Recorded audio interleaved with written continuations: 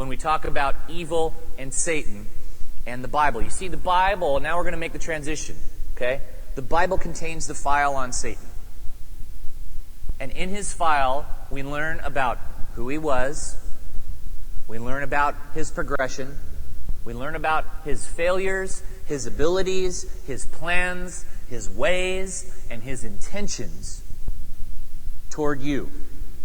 And the first step to discerning evil is to understand that Satan is a living, complex personality with depth of character and a past. He has an inner life which forms his actions and shapes his existence.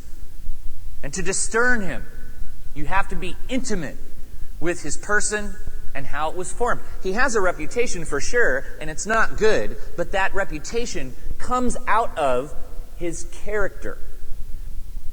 And our character is shaped by our experiences. And what happened to Satan's character is right here in the file in the Bible. If you have a Bible, turn to Ezekiel chapter 28. We're going to look at verses 14 to 18 as our main text. And much like John Orr's rejection after a failed psychological exam, there was something inside of Satan that God saw and rejected. Something wasn't right. There was a motive there. There was an unhealthy fondness for power of his position, which threatened to make that position self-serving instead of God-serving. And God, in his wisdom and his powerful intuition, he sensed it and reacted to it in a manner consistent with his character. It's like God couldn't not act on what he saw.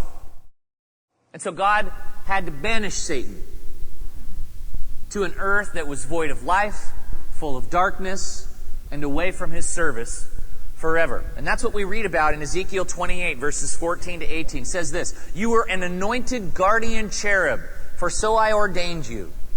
You were on the holy mount of God. You walked among the fiery stones. You were blameless in your ways from the day you were created till wickedness was found in you. Through your widespread trade, you were filled with violence, and you sinned.